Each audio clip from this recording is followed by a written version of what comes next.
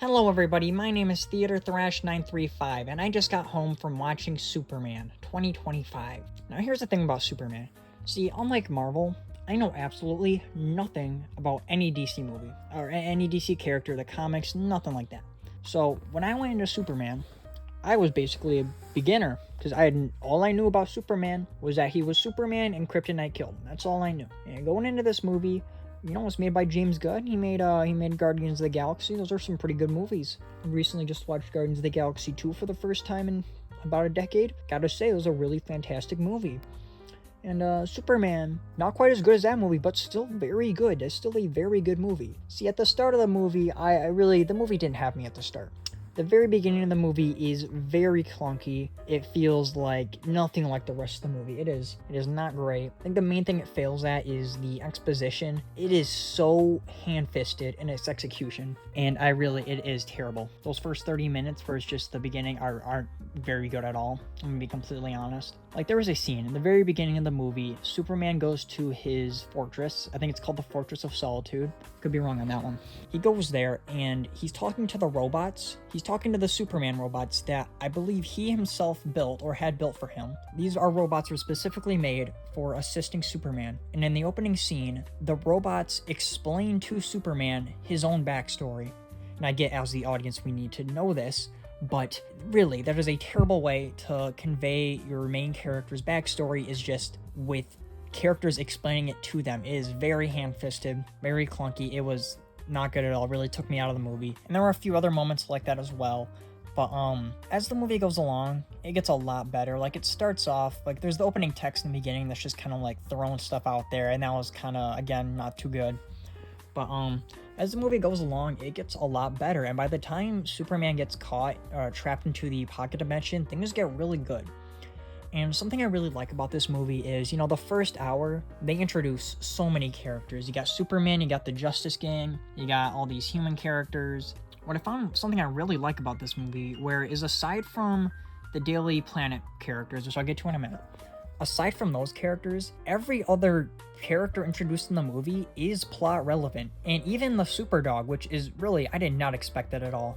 I figured, like so many other movies, the Superdog would just be there in the background for marketing, to sell plushies, to sell figures, whatever. But no, there is actually very plot relevant. He's there in the final battle, and the payoff with him being an annoying little shit is actually pretty good. He's an asshole the whole movie, but in that final battle, there's that payoff, and that's great. At first, when the Justice Gang showed up, I'm like, oh man, this is terrible. This is terrible, because, the one thing I really liked about the early MCU movies was how self-contained they were. They didn't feel the need, like in Iron Man 1, they didn't feel the need to bring in Captain America walking in the background. No. It's completely self-contained, every movie up until the Avengers. And when I first saw these other guys coming in, I'm like, oh, we're just gonna jump start on the Justice League movie. All right, yeah.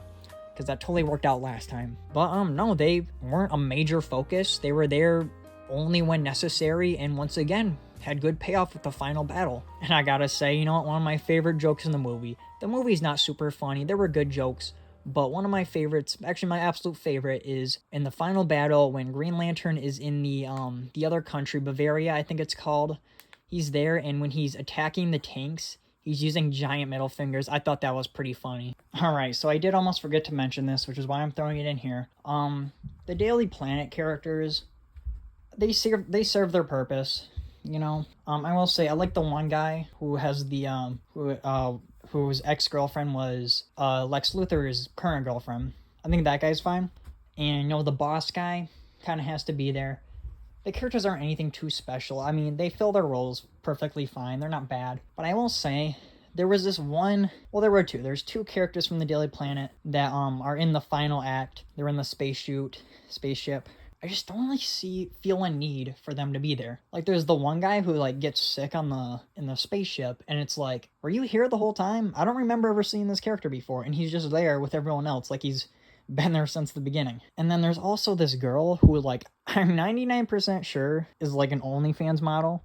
I mean, just looking at her, I feel like, I don't want to say anything, but, like, like, in the ending scene, like, when everyone's celebrating, She's like jumping up and down stuff just to like, and I feel like there's got to be some sort of OnlyFans link in the credits of this movie. I just wanted to mention that because I found the inclusion of that character really weird, and I feel like it can't just be a normal regular inclusion. There's got to be something else going with that.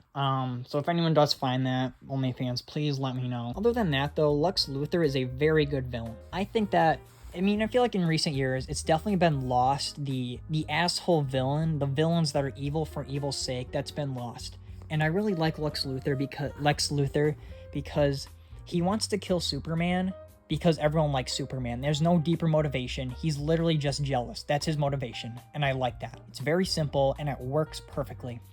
Now, with that said, that's everything after Superman gets thrown in the pocket dimension. Again, this movie, it gets way better as it goes along, but I gotta say, the first half, especially the first half hour, really didn't do too well for me. I think if I ever watch the movie again, I'll probably skip the first half hour, because there's nothing really that captivating, other than just setting up stuff to have payoff in the final battle. But with that said, the movie really does get good as it goes along. It is like exponential, where at the beginning it's very whatever, in the middle it's pretty good, but then the end, when it actually gets to the final battle with all that stuff going on, absolutely sensational. Such a fantastic ending to that movie. There's so much stuff going on, it feels so chaotic, and man, what can I say, dude? Those fight scenes with Superman and his clone, it's good stuff.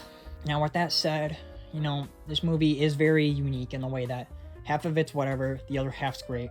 And I think I'm gonna go right down the middle, and I'm gonna give it 8 out of 10. Would watch again.